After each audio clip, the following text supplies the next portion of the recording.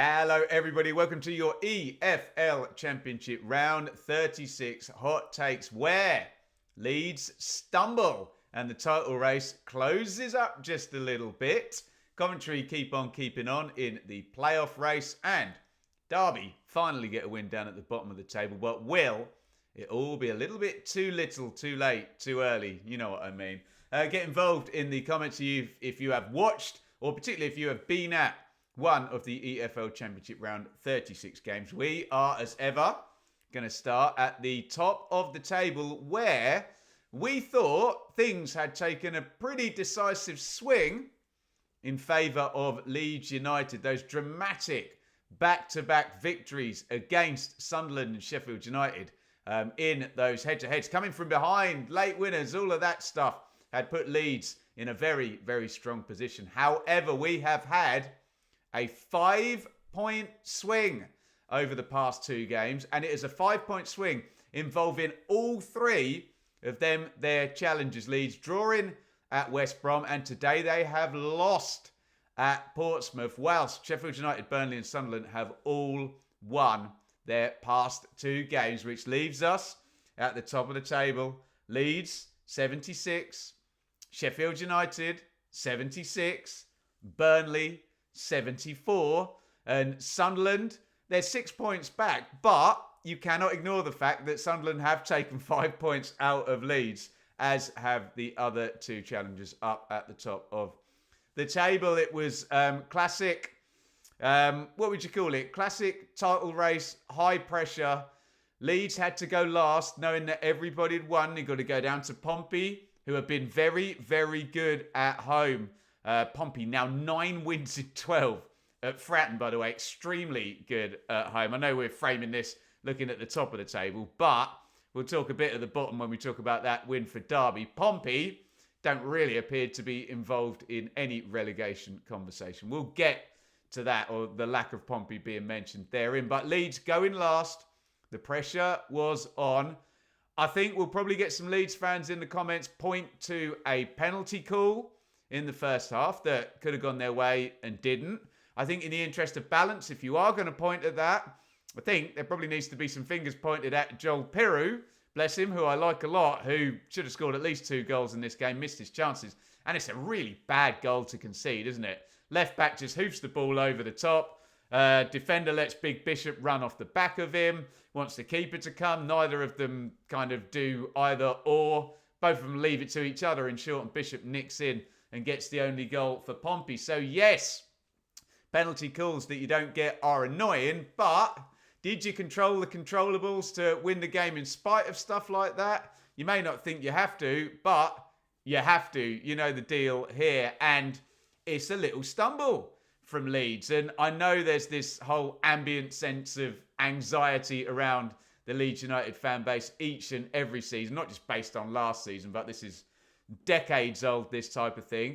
And they will not have enjoyed these past two results. If I can spin a bit of a positive on it, you'd rather it be happening now so you can regroup and go again with 10 games to go. It is Millwall at home this midweek. It was a first defeat in 18 for Leeds United. And I'm not panicking yet on behalf of Leeds. I'm not a Leeds fan, so I'm not emotionally invested like those lot are. But I think if they drop points against Millwall in the midweek, you would start to worry and think, oh my God, is something happening here? I've had Leeds winning the title and getting promoted as champions all season. I'm not going to shake from that on the basis of drawing at home to 5th and going away on a Sunday afternoon against a really tricky Pompey, especially at Fratton, and losing. But if it stretches out, there will be problems. Get your thoughts in on Leeds in the comments. And let's move down a place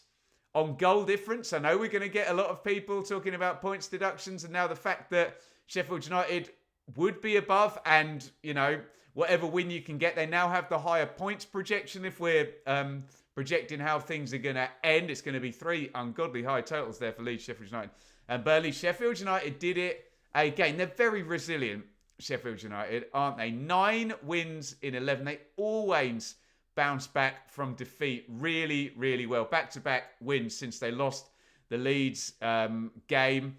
14th, we've been counting them. 14th win by a single goal, Sheffield United. That is outstanding, isn't it? When they're in a tight game, they tend to win the tight game, don't they? Get the job done. It was 1-0 over Preston. Tyrese Campbell, and maybe that's the difference. We were just talking about Joel Piroe. Campbell also missed a couple of really presentable chances. Should have had a couple of goals in this one, but kept on keeping on and scored his 8th goal of the season. Harrison Burrows, great cross. He might be in for, let me know, Sheffield United fans, he might be in for the player of the year there at Sheffield United. 8th goal contribution from Burrows, who stepped up to this division beautifully. Rinse, repeat for all the things we've said all season about Sheffield United. We know the narrative now. At this point, we've got 10 games to go. Chris Wilder doing a great job. Adversity, blah, blah, blah. Punching really well. Yeah, we get they've got ex-Premier League players and parachute payments and all of that stuff. But it's a fine tilt to be at 76, or as Wilder would say, 78 points from 36 games. And having lost that home game against Leeds, you would have been forgiven for some Blades fans thinking, okay, that might be them gone. Just keep Burnley at bay now and get to that round 44 mouth-watering matchup between Sheffield United and Burnley. But now, no. We've got 3-2 with Sunderland waiting for anyone to make a mistake there. So, fantastic. Sheffield United, they are in no way, shape or form out of this title race. It has swung back very nicely for them over the past couple of games. And of course, whatever you say for Sheffield United, you can say the same for Burnley, who are now 2 points behind both sides there. And it had looked like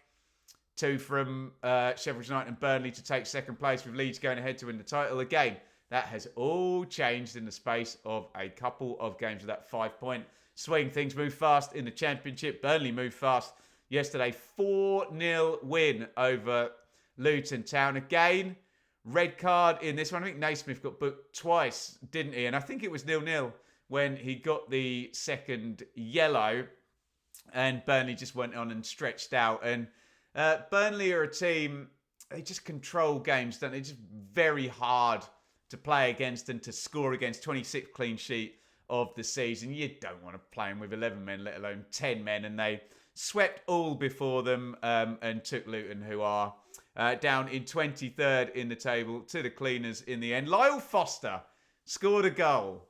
He'd been a bit of a figure of fun, hadn't he, for missing lots of chances. First goal since August in the EFL Championship for Foster. Josh Brownhill has now got 16 goal contributions. Lots of complaints from Matt Bloomfield about the referee getting in the way for one of the goals, and about one of the yellow cards not being a red card, and about the ball going out for one of the goals. You can put your comments in on all of those things, but it didn't look close. And, you know, okay, you can't replay the game without the red card, and you don't know. But, hey, I'm not entirely sure Luton's survival or lack of will be defined in away games at these top four. They've just got to win at the Kenny and pick up what they can away from home, being they've been absolutely abjectly terrible. Burnley now have an interesting game in midweek. They play West Brom, who could breach the impenetrable Fort Knox defence and score. We'll go into West Brom in a minute. But yeah, fascinating picture at the top of the table now. And Leeds don't have that cushion anymore over Burnley. He'll be very pleased that they are now shooting at two sides directly above them, and not one like it kind of looked like after those big back-to-back Leeds wins. Sunderland, they've had a good bounce back. They'd lost back-to-back games, and they've got back-to-back wins now, Sunderland. They beat Cardiff 2-1. First back-to-back wins since round 25 and round 26. And although Sunderland's total is very good, and we've been gushing with praise about their young squad and Regis Lebris, in the reality Sunderland live in, they need to win a lot of back-to-back games just to keep pace with these three parachute teams up above them. So as much as you kind of feel a bit harsh saying it, that isn't going to be enough in terms of automatic promotion. They need continual back-to-back wins and maybe a longer streak now to bridge the gap. But I said so often about Sunderland during these hot takes show, just get to Easter, just be in touch, just be a game away from it, 3-4 points, whatever, just so you've got a puncher's chance when you're in there. And it's not quite there yet, but it could be.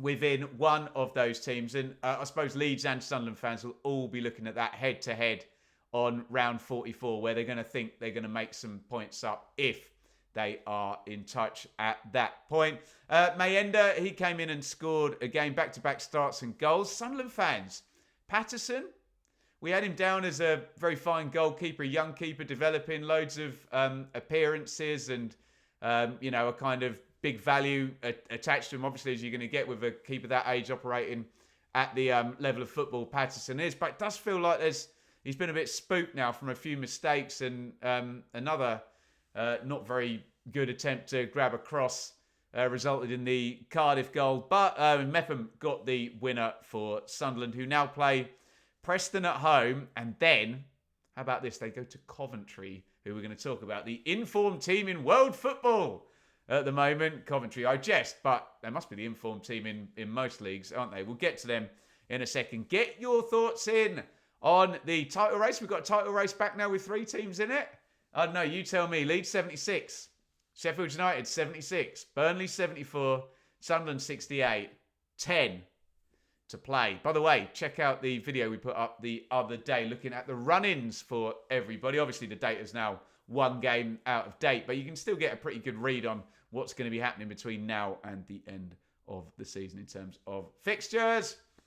Playoffs, my God, Coventry, unstoppable, classic championship carnage, 2-0 up against Stoke. Mark Robins returning, goes back to 2-2. And Bobby Thomas, who's now scored in the last 3 home games in the EFL for Coventry, smashes in a 97th minute winner. That is 5 wins in a row. That is 9 wins in 10. Before this run, Coventry were level on points with Oxford. They are now 13 places ahead of Oxford and 17 points clear of them. So it kind of, if you freeze frame the table before one of these runs, you can get one of these ridiculous things. I'm not going to gush too much about Coventry because I think everybody is going to be doing what I'm doing now and saying, yeah, Coventry, brilliant, fair play, awesome. Probably going to win again against Derby in midweek. And then we learn everything about Coventry over the next 3 games after that. Before the international break, Sunderland at home. After the international break, Sheffield United away from home, and then Burnley at home. I mean, wow. We don't need to say anymore. That is the credential check for Coventry. And look, they're looking like a playoff team.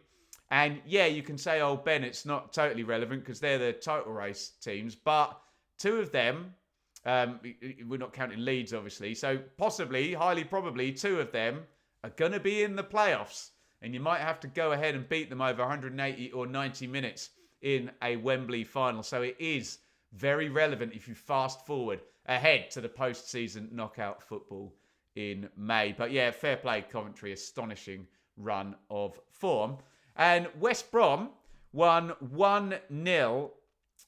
Who did West Brom beat? QPR. And Tony Mowbray was really bigging this up. He's really trying to get some momentum behind by saying it's the best performance of the season because they were down to 10 men and had to scrap and claw to get over the line. So I think if you are Tony Mowbray or a West Brom fan, you can very much frame the last couple of games as pretty heroic in terms of the story you're going to tell yourself about your tribe and your football team. They've gone away to Leeds and got a draw.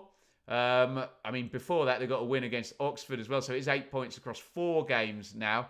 And they've fought off playing with 10 men for the longest time in this one yesterday to get a win over QPR. And the good news as well for West Brom is if you look down, and we're not going to talk about draws and defeats up here, Bristol City draw, Blackburn loss, Middlesbrough loss, Norwich draw, Watford loss. None of the 5 teams directly below West Brom got themselves a win this round. And I think Bristol City played against 10 men for a fair wee while as well against Hull. So it's kind of a good apples to apples comparison there. 2 teams both shooting for the playoffs, both having to, other way round, 10 men involvements in their games. You know what I'm saying? And one team certainly came out of it better than the other. The Baggies now, it's pushing on a little bit. I've said for a while, I've been a bit dismissive, haven't I? I've said 5th and 6th, low standard. Finally, Coventry have pushed 5th place above. They're projecting, I think, like 71 now. We thought it might be a silly low total and that team would have no chance against whoever misses out on automatic promotion, finishing in 3rd or 4th in those playoff spots. But starting to even up a little bit now with Coventry's push. And if West Brom can go on a run with Tony Mowbray and Adam Armstrong getting the goals perhaps, and that change from Corberon to Mowbray football can happen as we go through the end of the season. You never know. So Coventry 5th, 56th. West Brom 5. Sorry, did I say it the right way around? Coventry 5, 56. West Brom 6, 55.